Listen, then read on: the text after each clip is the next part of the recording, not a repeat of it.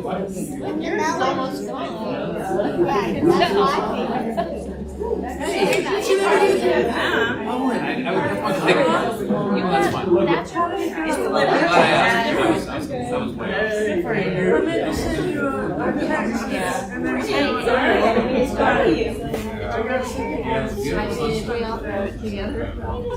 They didn't quite give her what she wanted. Did you go to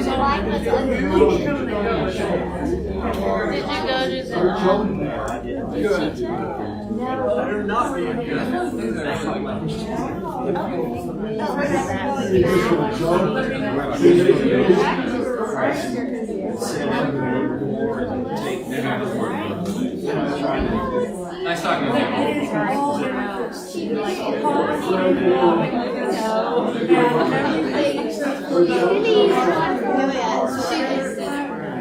She was going for the A's last year. I'm glad you guys are working Hey, Lauren, can you see your hair?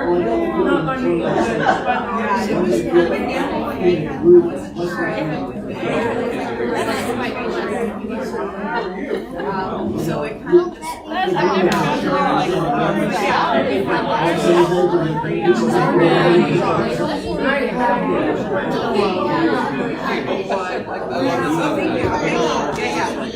I get to work this out. Yeah, my bottom. I have tried to guess that so many times. I guess 1,024. It was 1,000.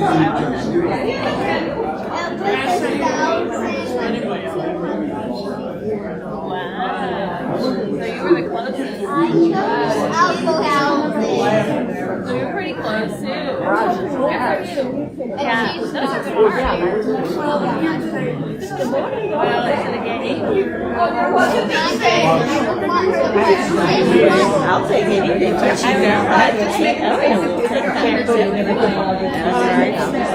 you so much. I'll make sure it gets in the right spot. You want to come over there and say something for a second? If you want to do a little highlight, that would be amazing. I'm really unfairly prepared, but I can just pull him out. Perfect.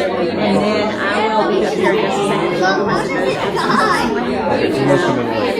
I don't know. I hadn't talked to him. I was just told that we needed somebody to do the welcome, and so I organized it. So that will be the next thing that happens. So yes, if you want to play a minute, then I'll kind of quiet you down. Have you ever done something gifts recently? That would be perfect.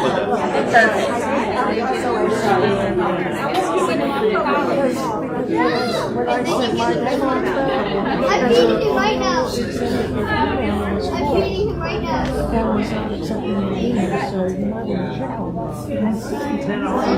I got where you missed it. It might be there. Just because. That's the error message I got. So One thing is a no.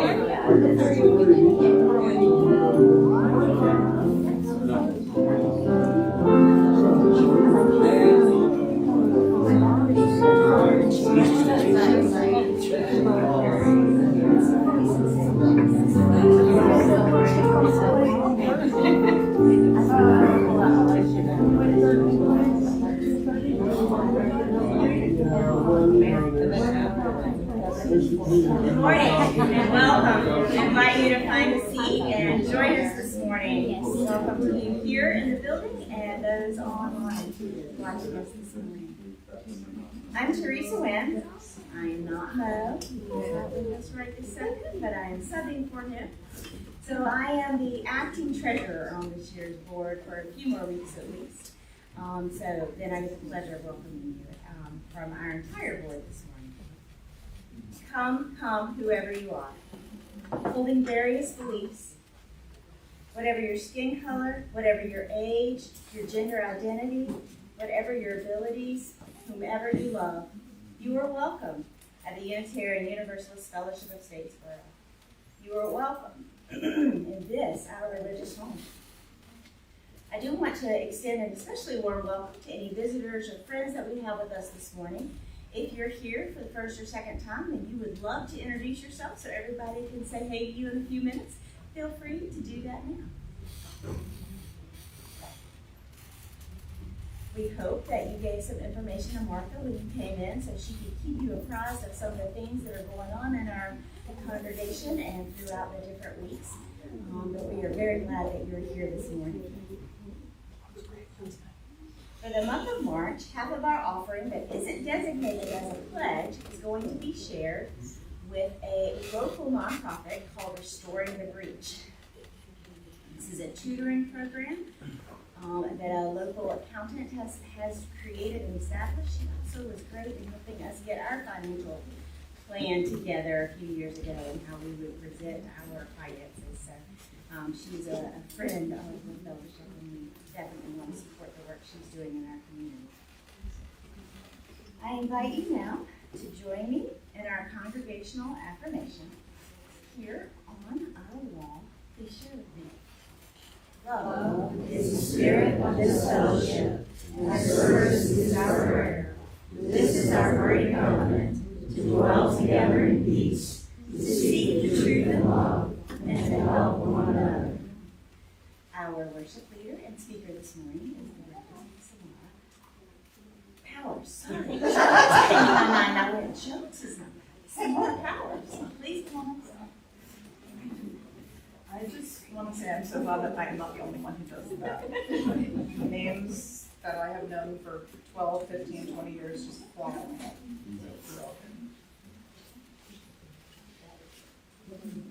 So, with a title like Eden and Apocalypse,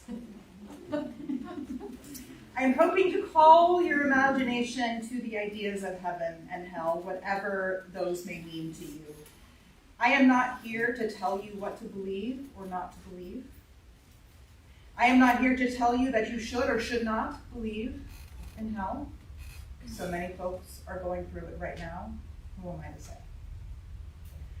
I'm not even here to tell you that you should or should not believe in heaven. Who am I to argue with whatever you need to maintain your faith that is true in the center of your soul and that helps you stay connected to a creative and prophetic hope for the future? All I'm here to do today is to lift up a little of our history, the origins of our Unitarian Universalist faith, and to tug on one of the threads to find out how these messages might be helpful for us today. In this moment, a jewel and a strand of jewels held between the past and the future. Today, may we draw close to a new facet of this jewel and find soulful nourishment in our shared presence and witness, and our shared spiritual reflection and replenishment. Come, let us worship together. We'll now light our chalice, which is the symbol of our faith. And the words are apparently a favorite among the youth. Well, I kept them because I like them too. It's not our usual one that we say, but the words are on the screen. And for those who can't see the screen, this is our chalice of love and light, uniting us all by day and night. Will you join me in reciting our chalice lighting words? This is our chalice of love and light, uniting us all by day and night. Now please rise in body or spirit, and we will sing 2 rounds of Rise Up, O Flame.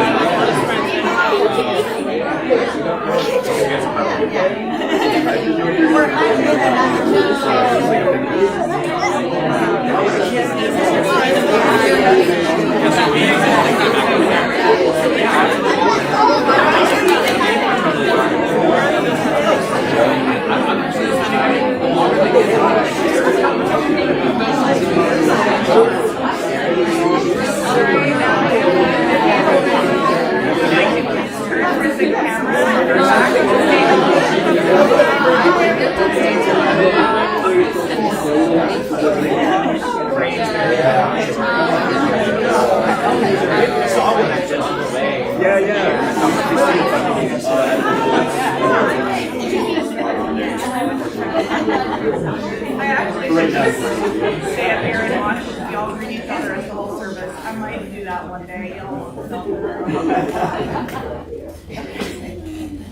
So now is the time. Now is the time in our service where we have the children's story. But I would like to preface this by stating that one of my dear colleagues from seminary was ordained this morning in Cape Town, South Africa. And so I woke up very early to be able to attend online by Eastern time. And so I actually forgot to bring the book with me. So we're going to do this a little differently. We do have a story, we do have pictures, but they're going to be online. So if all of you who are young and young at heart who would like to participate in the story, you can come on down, but you're going to want to sit over there because I'm going to have to read the story from the screen. And the story is, no, it's not that. It's a book called Whatever Comes Tomorrow, and it's by Rebecca Garden-Levington with art by Mariana Cabasa. Okay. Tomorrow may bring endless sun or swirly, snowy skies. Tomorrow may bring new hellos or difficult goodbyes.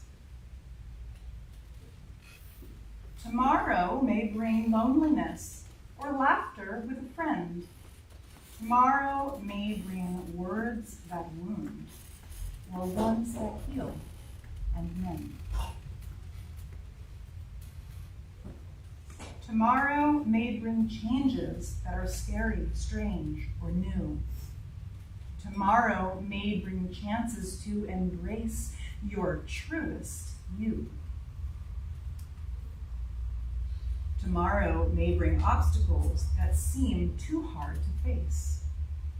Tomorrow may bring feelings that will need some extra space. Tomorrow may bring questions that you have no answers for, or answers that may lead you to more questions than before. Should be a Unitarian Universalist. Tomorrow may bring anything you have no way to know. And sometimes that uncertainty gives worries room to grow. They sprout and bloom, consume your mind. You want to run and hide. But you've confronted fear before and reached the other side. You can't control what happens next, the what, the where, the how. The only thing in your control is you, right here, right now. You take a breath, close your eyes, you whisper, I am strong. You tell those worries in your head, I know I can, you're wrong. And when tomorrow disappears, becoming yesterday, you'll know for sure you can endure whatever comes your way. Tomorrow may bring laughter, love, confusion, fear, or fun. An angry, rainy hurricane, or peaceful seaside sun. Whatever comes tomorrow, however steep the hill, you will find your path. You will journey on. You will make it through. You will. The end. Okay. All right, now is the time for our children's affirmation. If y'all want to stand and do the thing here and maybe show them how it's done or show each other how it's done if you don't remember, it's the thing that has the hand movements. Ready? We are Unitarian Universalists, people of open eyes, loving hearts, and helping hands. Thank you. And for our children's processional, please make the aisle if you're willing and able, and our children will sing them to our classes. That's it. You ready? Beneath our arms, we shelter you. And you warm our hearts as you pass through.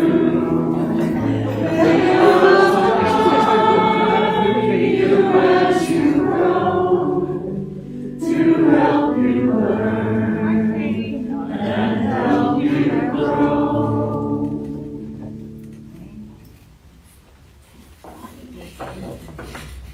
Now is the time in our time in our service, when we invite you to make an offering of your treasure to support this church, both within and beyond these walls. If you would like to donate online, you're welcome to use the QR code that is up on the screen, or you can go to our website at uustatesboro.org and click donate.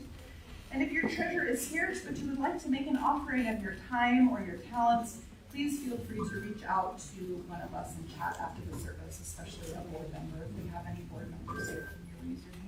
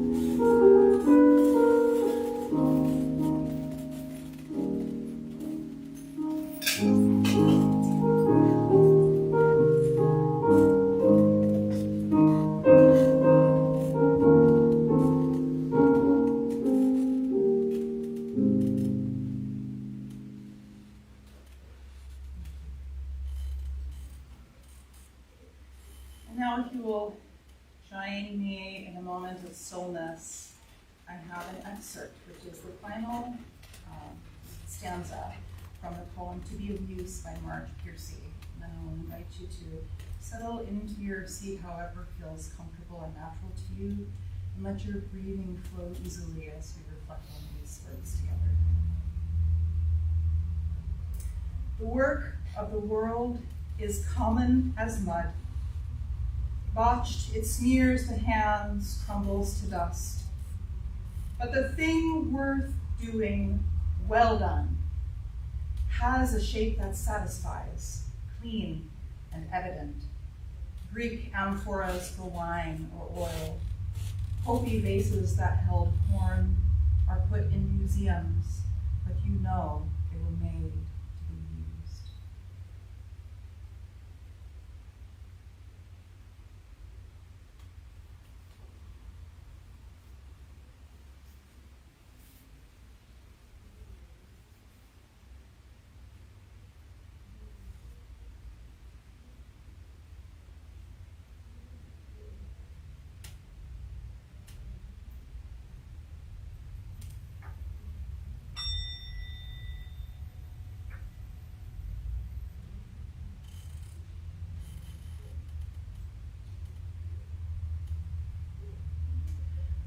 The final two lines of that stanza are, the pitcher cries for water to carry.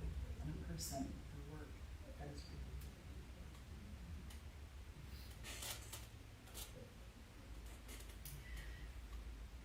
So there is a famous story in Unitarian Universalism about one of our Universalist forebears, the Reverend Hosea Ballou.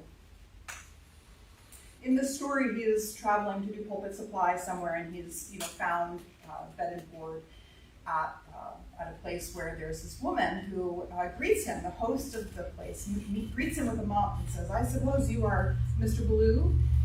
And he says, "I am." And she's like, "I suppose you hold that this doctrine of universal love, that everyone will be loved by God. Is this true that you believe this doctrine?" And he says, "Why, ma'am, I do believe that's true." And she's like, "You believe that people will go to heaven, just such people as they are?" And he replies to her, he says, "Ma'am, what is this that you hold in your hand?" And she says, "Why, it is my mop. I mop the floor every Saturday." And he says, "You mop this floor just as it is?" She's like, "What do you mean, sir? Right? You mop this floor just as it is, all this dirt and everything?" And she's like, "Well, of course, I mop it to clean it." And she's like, "This is what God's love does. God does not require men to be pure in order to get to heaven. That's what redemption is for. God's love redeems. Just such creatures as they are." So this interpretation, called Universalism, which is named because of the belief in a universal loving God, arose around the time of the American Revolutionary War, and it was probably in response to the rather prevalent hellfire and brimstone brands of Calvinist kind of Protestantism that was very popular at the time. And the basic beliefs of Universalism from this era are summarized in a book by Roger Trudeau called Universalism 101. If you want to look into it, it's a short book and easy to, not an academic, passage to read. The basic beliefs are this: God is love. No one is condemned. The way to be happy is to do good. And there are sources of religious truth outside the Judeo-Christian tradition. And finally, God is love, in case you missed it the first time. And that's Richard Trudeau, sorry, not Roger Trudeau.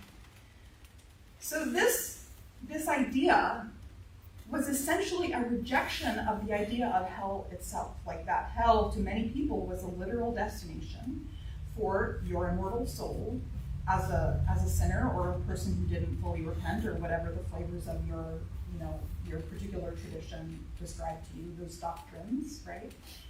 They said that you could end up in hell as a sinner. And that this was the place where divine justice would be wrought, right?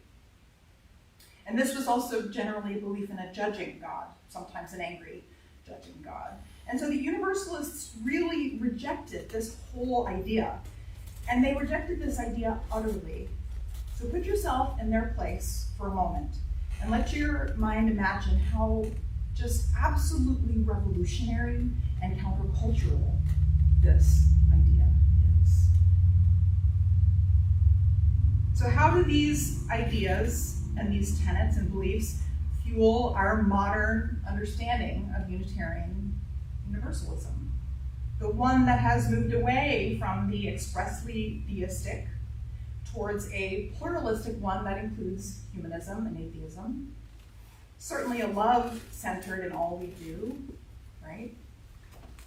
The idea of the many paths of wisdom, right? The inherent worth and dignity, you may remember from our previous iteration of our shared values, the inherent worth and dignity piece. Perhaps in our current shared values, we might find them within justice and transformation.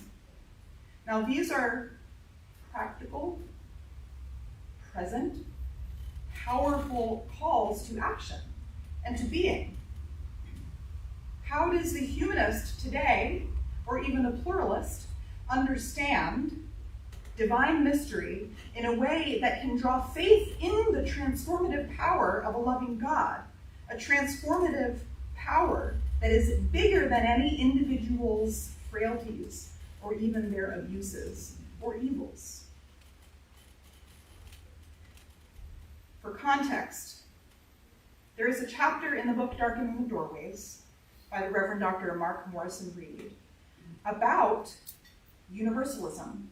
And it problematizes this notion of God as a universal loving God, because at its heart, universalism could not satisfy the essential Black paradigm of justice being wrought in the afterlife. Many whose personal or family histories include the brutality and violence of enslavement clung to the idea, founded their faith in the idea that their suffering was not in vain, that some meaning would be made of it even if they didn't live to see it happen. Now, especially since as the years stretched into decades and centuries, as the pernicious and virulent behaviors that promoted enslavement and its cousins, those ideas and behaviors clung to life. They fought for continuing domination. They resisted justice. They resisted repair and accountability. Perhaps we will reflect on this idea together in our multiculturalism group that is going to be meeting next week. Coming back to today, if hell for the most part doesn't have the same meaning for modern UUs that it did for our 18th century Universalist forebears, and if a centered love has become more pluralistic in its expression of God's redemptive love, or healing transformation, or divine mystery, or sacred goddess, or any other ways that that relationship is meaningful to you, what are our modern countercultural and abiding beliefs in love responding to and attempting to redeem?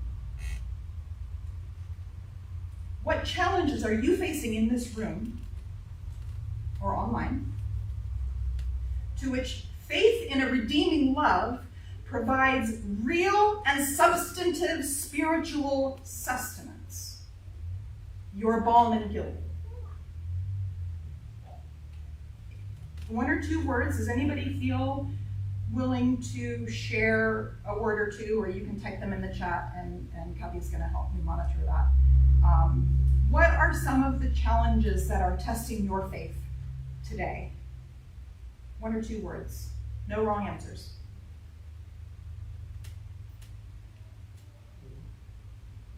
War. Politics. Politics that dominates, right? Power over politics. Cruelty.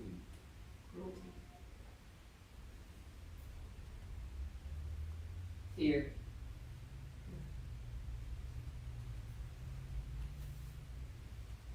These are all real and live in this room and in the world of our experience.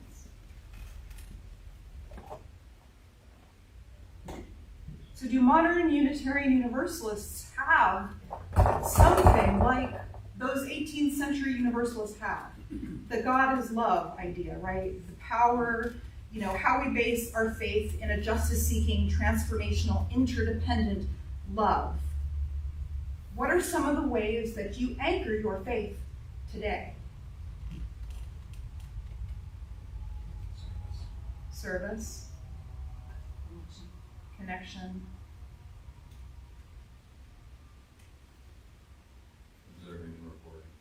Observing and reporting, justice, solidarity, right? Seeking to understand. Seeking to understand. Seeking to understand. Connection.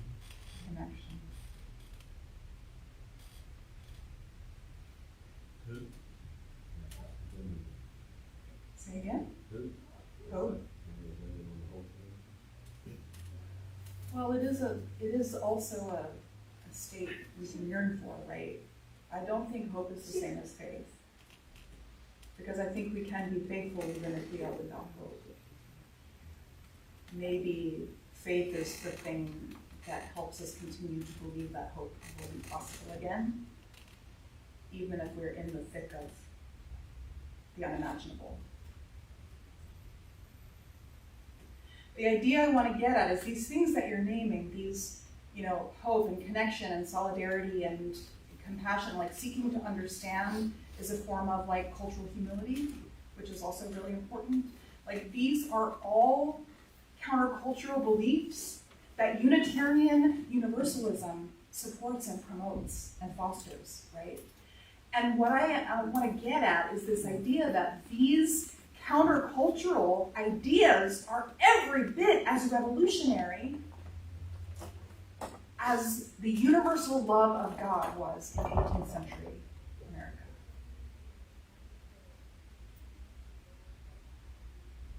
So how you connect to your faith, or if it's more your style to think in terms of steadfastly committed to your values-based decision-making, right? And action in the face of temptations or sins, if you want to think about sin in the term of disconnected from the aligned.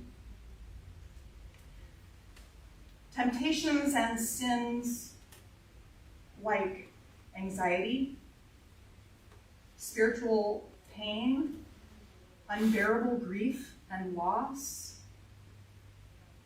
witnessing demonstrations of pernicious abuses of power, grappling with despair. And looking back on these tenets of universalism, God is love, redemption is for everyone, you can be happy by doing good, right? Service. Cast a wide wisdom net. These are all things that we have carried forward into today's Unitarian Universalism. And they are very practical approaches to theology, which is one of the things that I love about Unitarian Universalism. So let's do a thought experiment on the flip side. If hell was not a viable destination, like they were utterly rejecting the idea that this was a place that the immortal soul would arrive at, then the only place that people can end up is heaven in terms of God's redemptive love, right? A purifying love. How do you feel? And I'm not going to ask you to name this out loud, but you can if you are moved by the Spirit to do so. How do you feel today about the idea that even the worst of human fallibility and abuse will not exempt people from heaven? That God's love cleanses them of their evils and misdeeds, even the Hitlers of the world, even the Epsteins. Even those who completely bypassed human accountability and judgment. Their souls will be cleansed and made new. Even death cannot remove you from the loving and cleansing hold of divine love. How do y'all feel about that?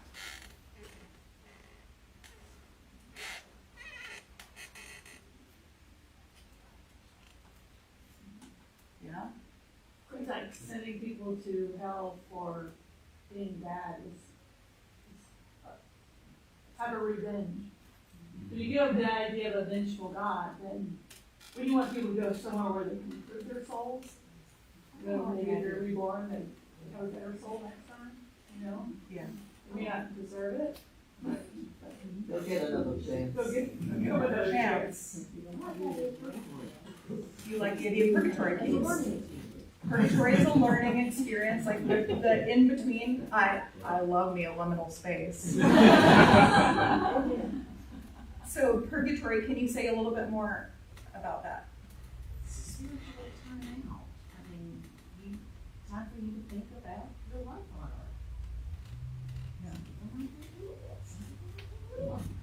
Yeah, spiritual timeout. I love that. I might preach about that.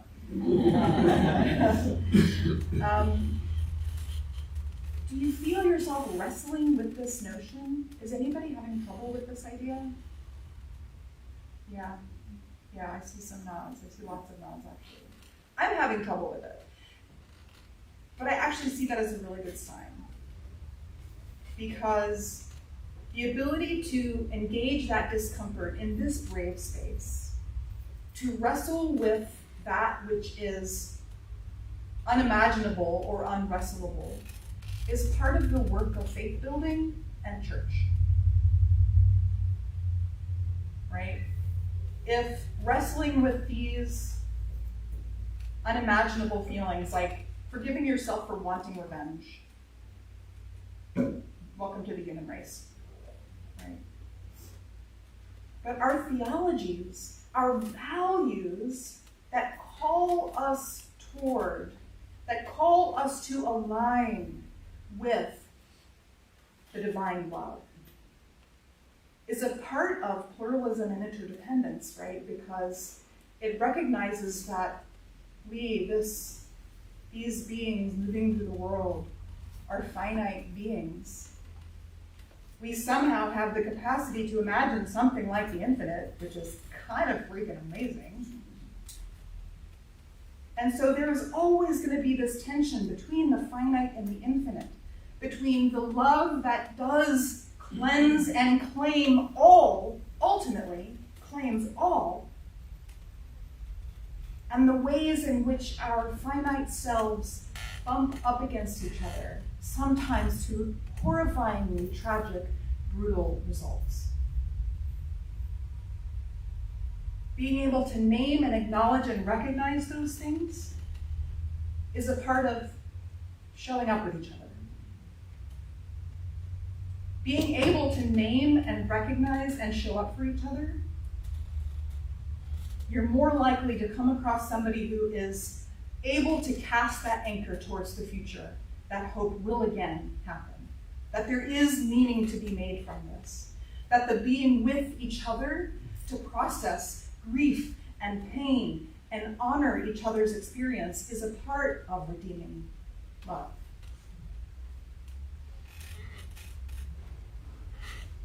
That's what makes faith so important. And it's what makes respecting and accepting others' sources of faith so important. Because we don't arrive at faith easily. Often we've had to fight for it, or fighting for it, or have had to lean on it in hard times.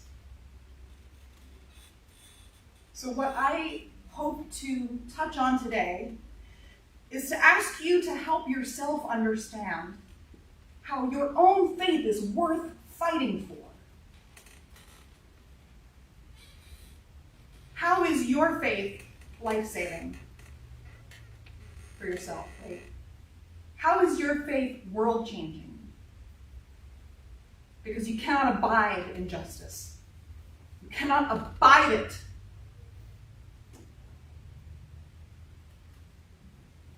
How do you and I hold ourselves to standards and values that blossom out of a love so committed, so pervasive, so healing, so transformative, that it imbues everything we hope for, everything we work toward, everything we are, that it defines our very being? How do you submit as modern Unitarian Universalists to a love that powerful?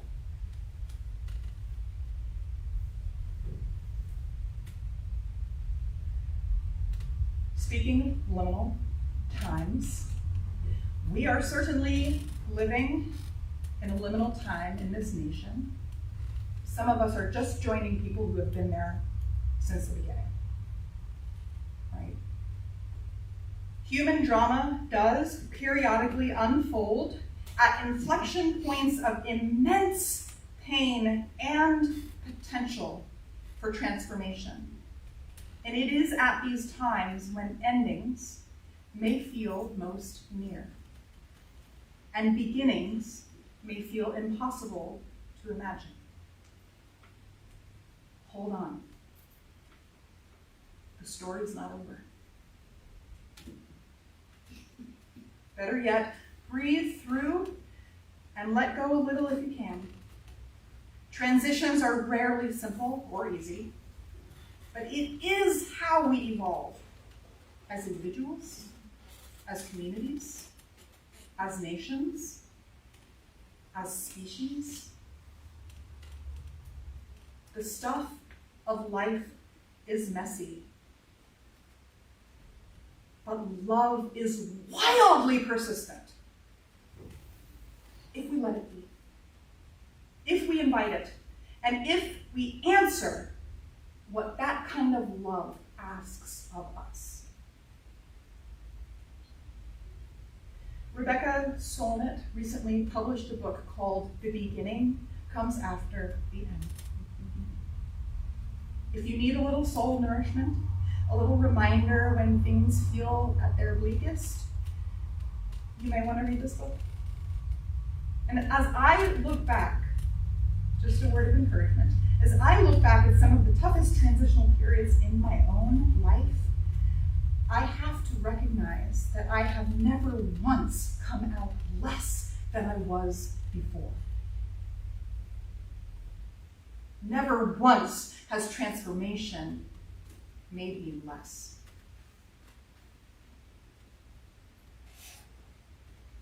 Whatever comes tomorrow, to have each other is a blessing.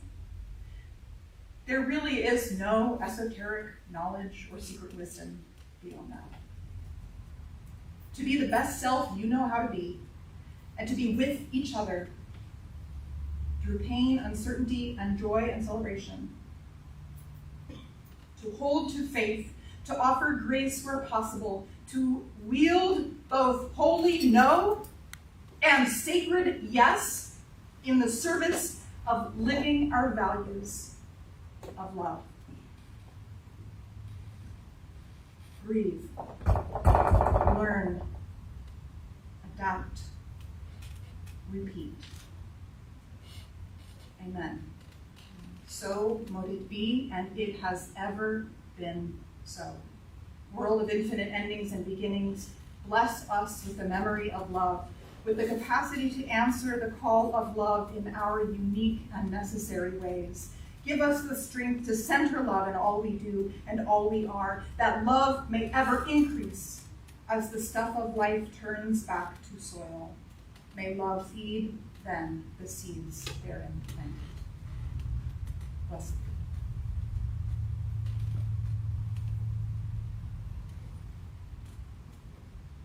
Please join in a singing reflection. You may join by listening. You may join by reading. You may join by singing. You may stay seated. You may stand. You may dance. Whatever your spirit calls for. Owen will lead us in the music and play the melody through once, unsung, for those of us who may not be familiar with the singing.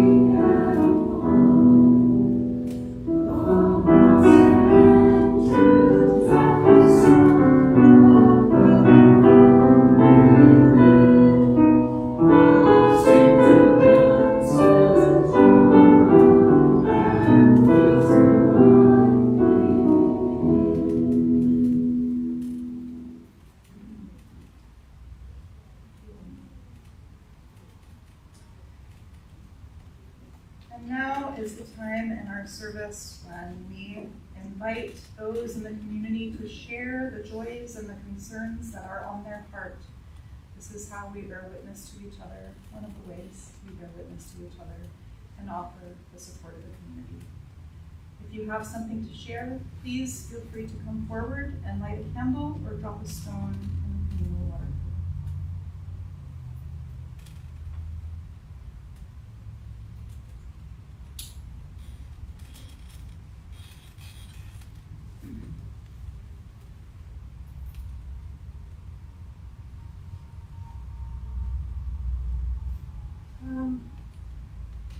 A dear friend of mine who lives across the country lost her mom this week.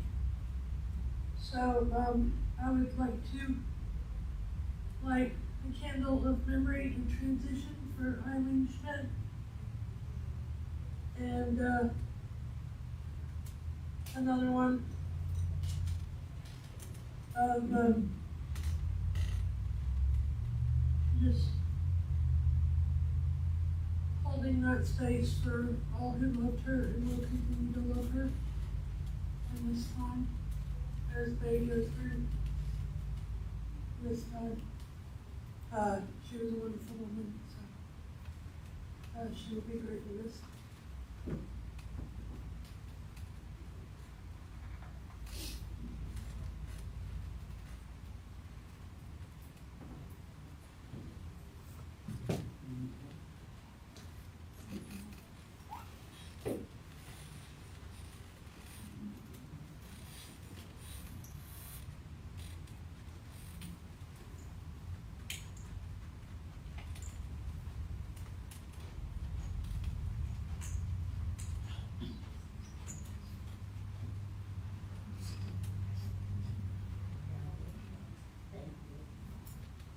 I would like to light a candle for Bob Hendry, who called my insurance company, called my mortgage company, called around and really free of the mortgage and free of insurance and free of taxes for a while. Thank you,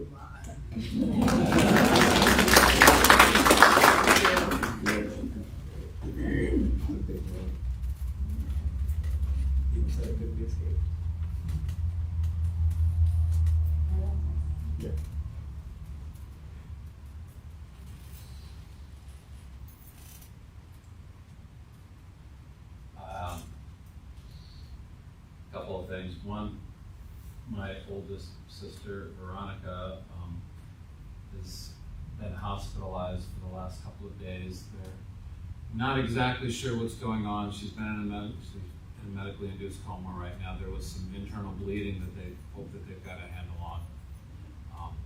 Even though she was my oldest sister, her children were roughly the same age as me, so I have nieces and a nephew that are older than I am.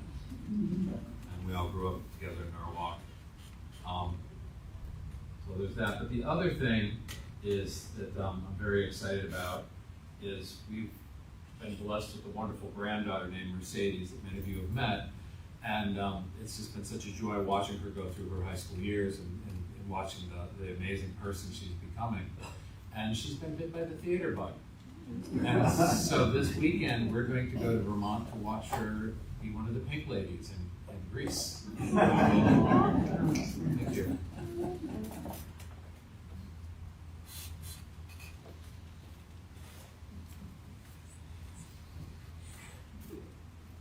Over the past few weeks, I've had conversations with friends, established and new, and I just kind of want to light a candle for those of us that are really having heavy hearts with all sorts of things, whether it be relationships or,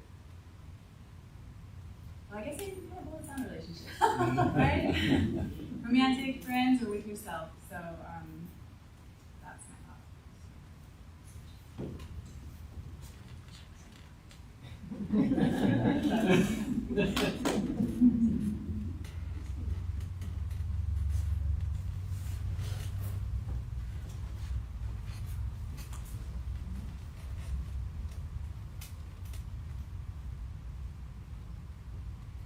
Recently, for spring break, I got to spend a lot of time with one of my friends from high school, which I was really happy to do. And it reminded me of like this really slow moving, like glacier-like love that I have had. It's like an earth, like really slow love. Like you were preaching about like a very fiery love of like, we want more of it. It's like stoking a flame in us. But I wanted to like respect and appreciate the really slow love that like me and a friend see each other every year or two. And I really like nurturing that. And I bet every one of you has a love like that.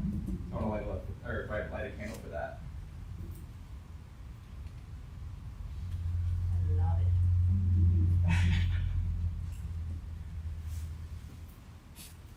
All right, joy. It was spring break, Georgia Southern, right?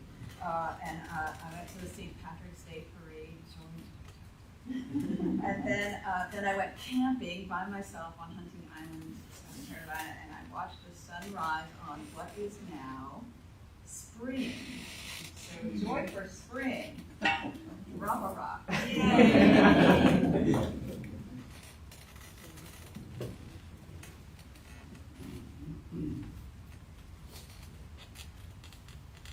I like celebrating. I'm Sharon, and I like celebrating new beginnings, but also taking note of endings. So I come before you this morning to light a candle of remembrance for Roy Thompson. Who knew Roy? He had a long life of service here in Polk County. I was away and wasn't able to attend the service, but he was laid to rest. And love leaves many who loved him and appreciated him, which is what we all hope for, I think. So, blessings on his memory, love, and light to his family, his daughter, son, grandchildren, all the way.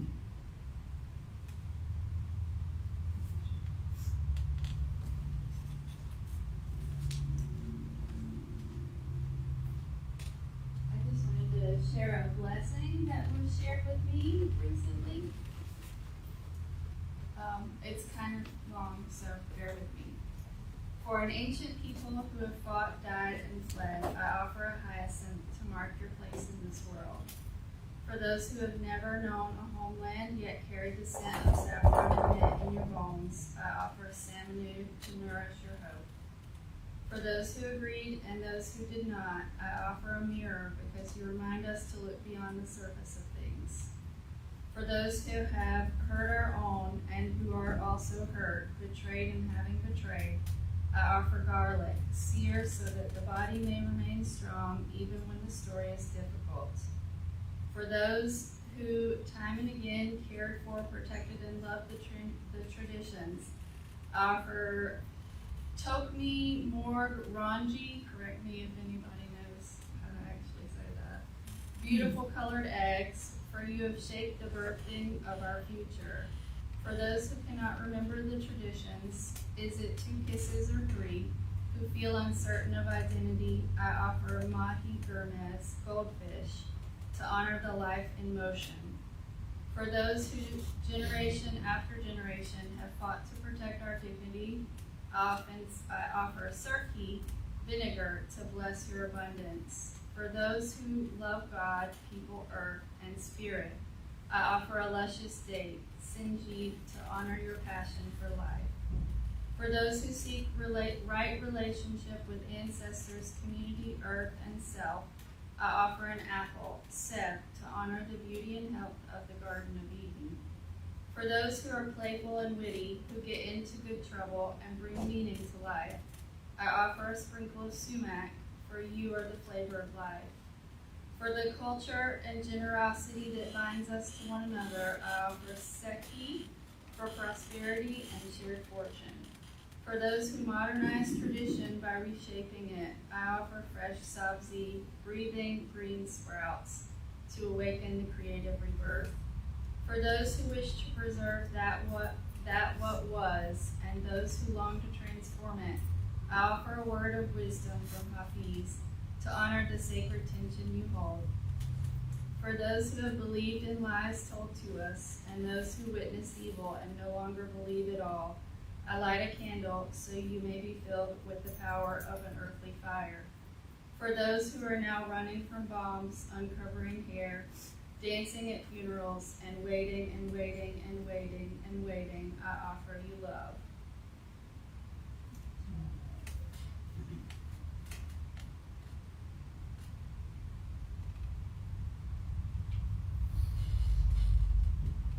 Blessing well suited to this service and to spring.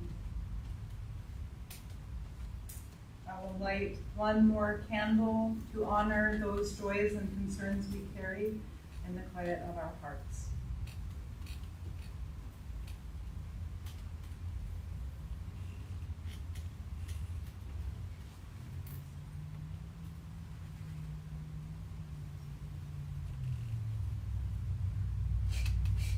I invite you to rise in body or spirit as we sing our choral invocation to prayer, Spirit of Life.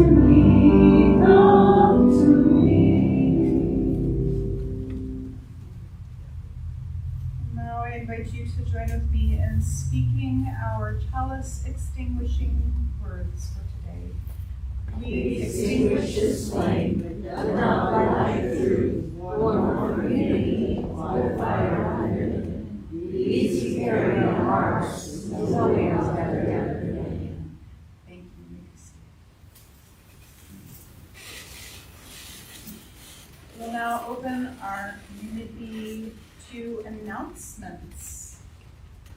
I can start with one.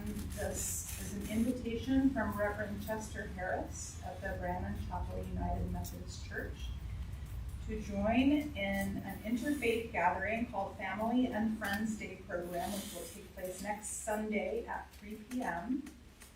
And this is an invitation to build Interfaith Fellowship in Statesboro. I hope to be able to attend. We'll see if we can get some others as well.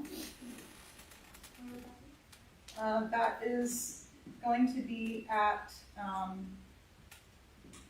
that involves reading words. I'm going to leave this up here, and if you want more information, you can come.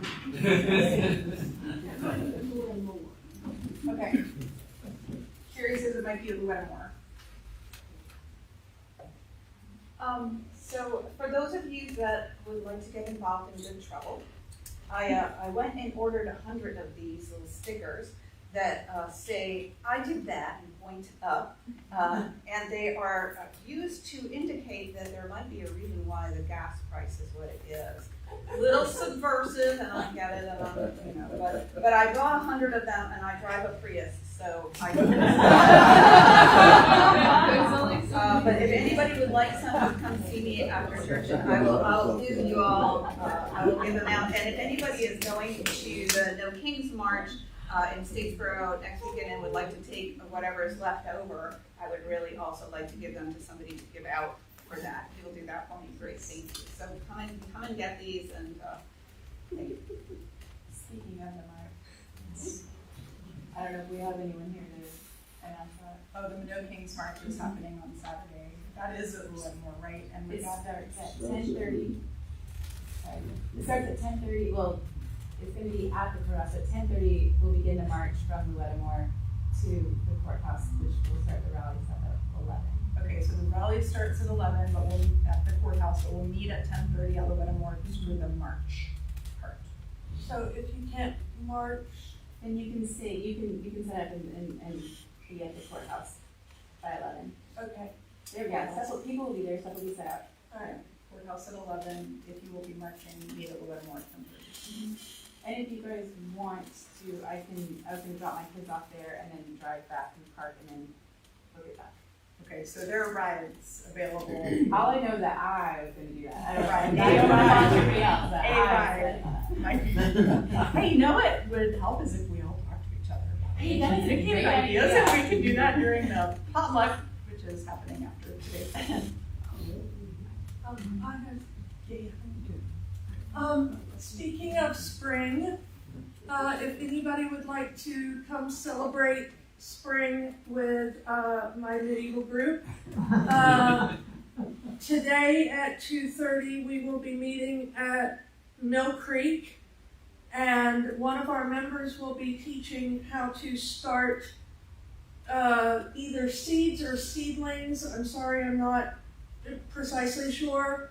In small pots. You're welcome to bring your own pot if you have a special, pot that you would like to start a plant in to celebrate spring.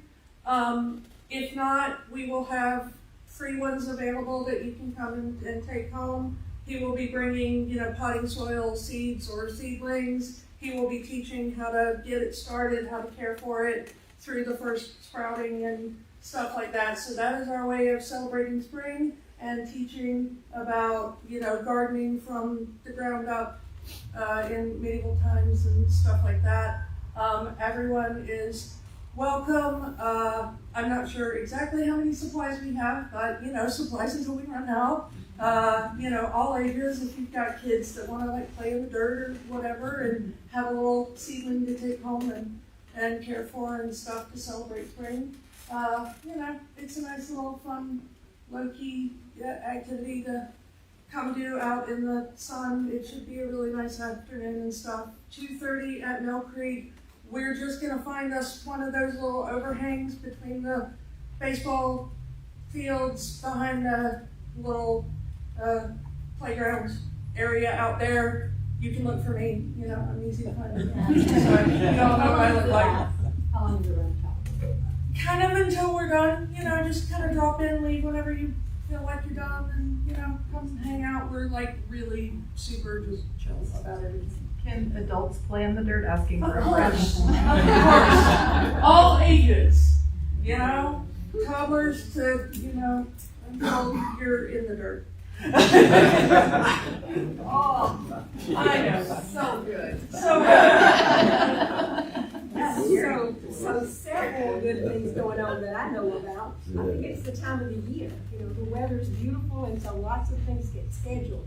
This weekend, we're missing some of our regulars because they're already at the Statesboro Festival of the Arts that I'll be going to as quickly as I eat at the potluck. So that's going on today, 10 till 4. It's beautiful and wonderful, Rebecca. You know how long it lasts? Till 4 o'clock today. Okay. They started at 10 and they're there till 4. We have over 70 artists from the local area and from around the region. So there's all kind of beautiful things to look at. It's free to go in and look, but there's also beautiful things to buy. All kinds. I won't even start listing. So that's going on today after the potluck for us. Until 4 is at the Same Place Farmers Market happens on South Main Street. Visit Statesboro building. And then, looking ahead, next weekend, a lot of good things. As we were reminded, Noah told us about the No Kings March, and that's going to go on from 10:30, and then at the courthouse 11 until 2. And there'll be places you bring your own sign, and they'll have it set up so you can make signs once you get there. Also going on that day is Green Fest, which is the city of Statesboro, several of the commissions, Tree Board, KSVD, Greener Borough, we have the Fix It Cafe again. A lot of good things happening the same day, next Saturday, the 28th. But it'll be from 1 to 5 on Vine Street, which is 1 block over. So you can do both. You can go and march and hold a sign and walk a block over. The focus this year for Green Fest is bikes. A lot of us are trying to make Statesboro safer for bikers and walkers. And so the focus is on bikes. It's a cycle celebration. You're invited to bring your bike, decorate your bike, be in the bike parade, get a coupon for free goodies at Brewster's if you do that. So that's going on Also next Saturday, there's a special program in the morning about mothers and mortality across Georgia. Many of us know Heidi Altman. She'll be presenting some of her findings from local research.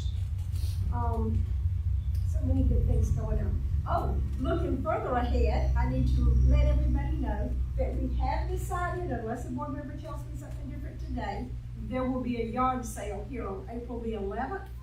UUs are strongly encouraged to come and participate. It'll be like 7 o'clock in the morning till noon. But we were approached by someone who visited our facility for another event. Could they do it in the parking lot? And so I think we're going to let that go forward. Plan to come.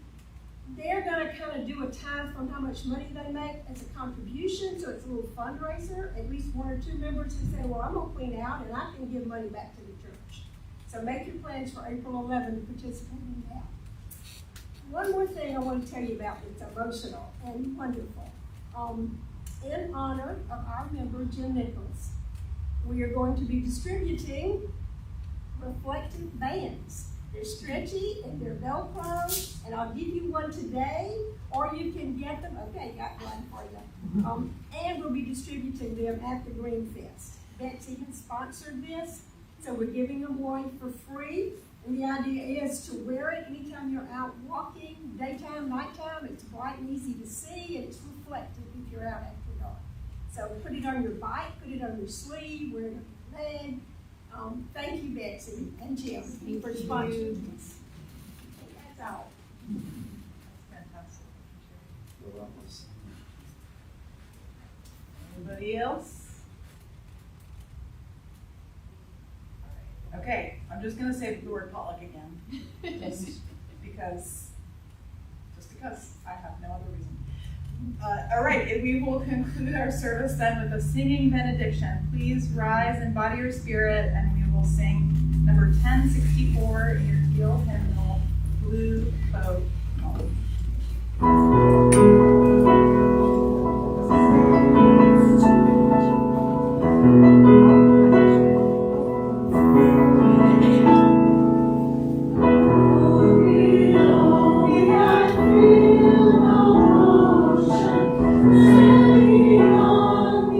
Thank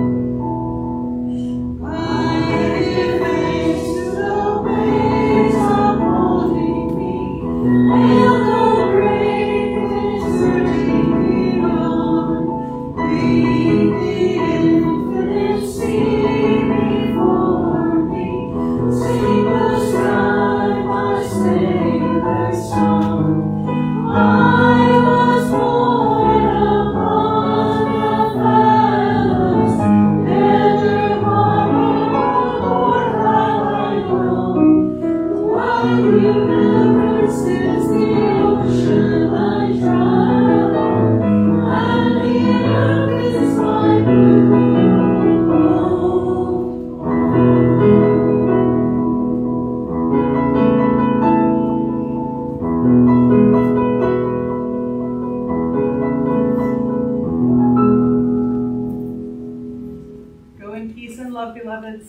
Let's eat. Let's eat. Yeah.